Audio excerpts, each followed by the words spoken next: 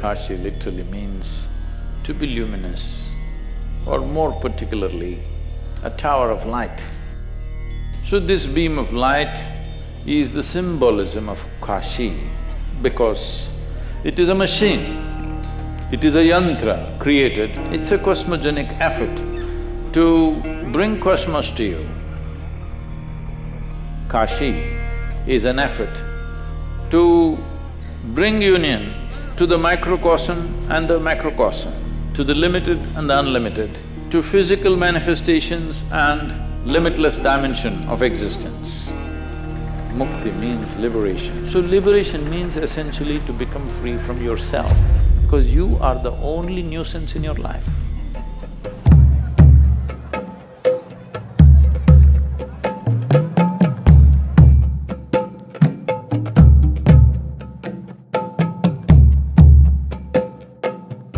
So the significance of being in Kashi, the word Kashi literally means to be luminous, or more particularly, a tower of light. You know the story about how Shiva, manipulator, he asked Parvati to drop her earrings and she dropped and it fell, sank into the earth. Vishnu, being a ladies' man, has to be chivalrous. Shiva is like that. Vishnu is he has to show his chivalry. So he went to pick up the earring. Well, as he dug deeper and deeper and deeper because of this labor, and he started sweating so much, he's gathered in a pool, which became the Manikarnika. Manikarnika was actually a pool or a kund. On the banks of it, people were doing cremation also. So, this pool got merged with the river. It is said that when the Manikarnika pool was formed, there was no Ganga.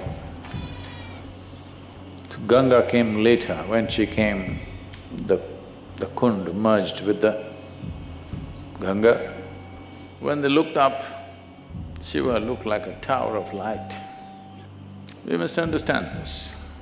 You ever flashed a powerful torch into the sky? You tried it at least in the night and you saw a tower of light going up if the thing was powerful.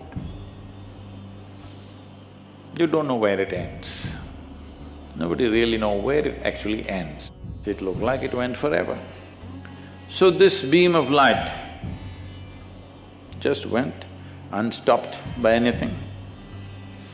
So this beam of light is the symbolism of Kashi because it is a machine, it is a yantra created, it's a cosmogenic effort to bring cosmos to you.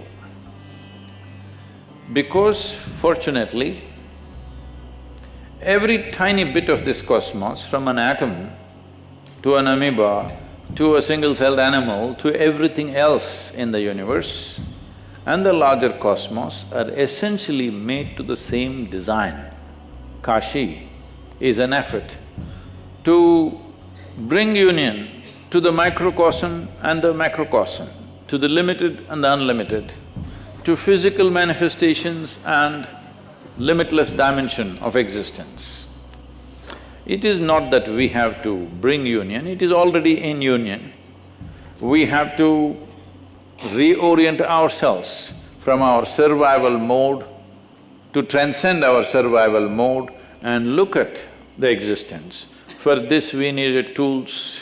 If you perceive the nature of the cosmos, suddenly the way you operate, the way you relate to the existence in which you live is totally different.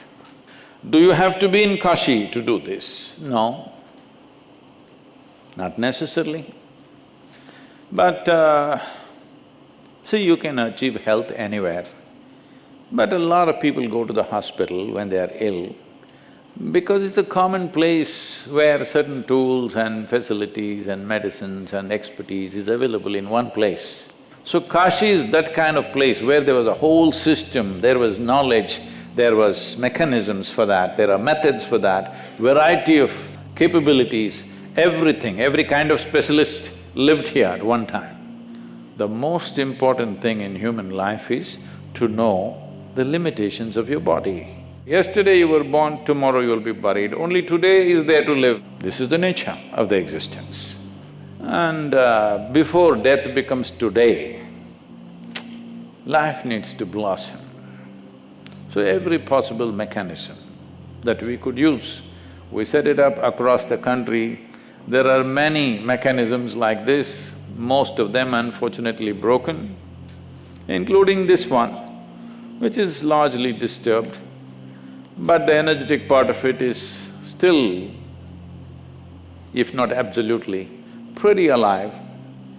Because always when we consecrated spaces of this nature, including Dhyanalinga, it is not in the structure. Structure is only a scaffolding. Kashi is generally said, by legend, it is said that it is on top of Shiva's Trishul, it is not on the ground. What I am seeing in my experience is, approximately the real structure of Kashi is about 33 feet above the ground. If we had any sense, we should not have built anything beyond 33 feet. But we have, because sense has always been scarce. Yes, it's been a very scarce material in the world. And by geometrical calculations, it could be up to 72 or 7,200 feet. The energetic structure is made like that. So this is why they called it a tower of light, because those who had eyes to see saw that it is a very tall structure. And it did not stop there, it gave you access to what is beyond. The idea is to achieve something that a human being could achieve within himself or herself through an organized mechanism which comes from distilled essence of thousands of years of realization of many people.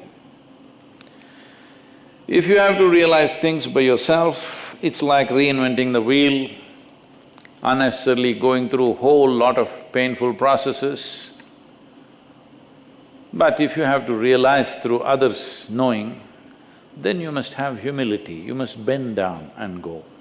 So, this arrangement was done so that a lot of people could be transported. So people came and they set up all kinds of methods and mechanisms. Well, at one time, there were over 26,000 shrines. Each one of them had a method of its own as to how a human being can attain. These 26,000 shrines developed satellites, or many angles of the temple became small shrines of its own and went up to 72,000 shrines at one time. When it's in full glory, 72,000 shrines across this mechanism called Kashi. And this did not happen overnight. The basic structure happened at a certain period, nobody knows when. They said even Sunira came here looking for something. Sunira is dated as something like 40,000 years ago. By then already it was a flourishing city. Mark Twain puts it in perspective, saying that it is older than the legend. In terms of antiquity, nobody knows exactly when. Shiva came here because the city was so beautiful and he wanted to come. So before he came, it was already a phenomenal city. Just about 2 years ago, they discovered 3 layers of temples which were all closed down for a long period of time. This means the city has sunk over a period of time and again it's been rebuilt one on top of the other. There are 3 to 5 layers of the city because over a period of time, the earth kind of recycles itself. It has been ravaged for 6, 7 centuries continuously. In spite of that, still, if you're a little sensitive, this is a fantastic place. Well, can we put it back into full glory? I don't think so. One thing is, too much disturbance has happened. Another thing is, building back something like that is the fool's paradise. It has been ravaged many times, but because the energy body of Kashi was 33 feet above the ground, it is still alive with some damage, substantial damage, but still a phenomenal place. Because if you want to look at it this way, this is one way to interpret, it's a home with 72,000 rooms. More than 3,000 are alive in the energy form. For every dimension of life, for every quality of a human being, they built a linga. This is how these temples came. For every aspect, one linga. Some extreme, some very much socially acceptable, some beyond all social acceptance, all kinds of things existed in parallel. Nobody found fault with anything. Anybody could do what they want as long as they're seeking mukti. As long as they're seeking liberation and they're sincere about it, they could do whatever they want. That is how significant mukti was considered to be. You must attain in this life. So the entire process of seeking mukti comes from this point, that they want to clear this. They call this karma.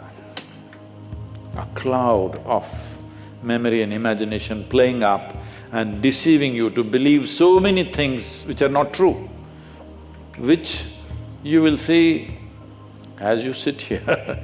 The only damn thing that you have is life. Rest is all your imagination. Mukti means liberation. So liberation means essentially to become free from yourself, because you are the only nuisance in your life.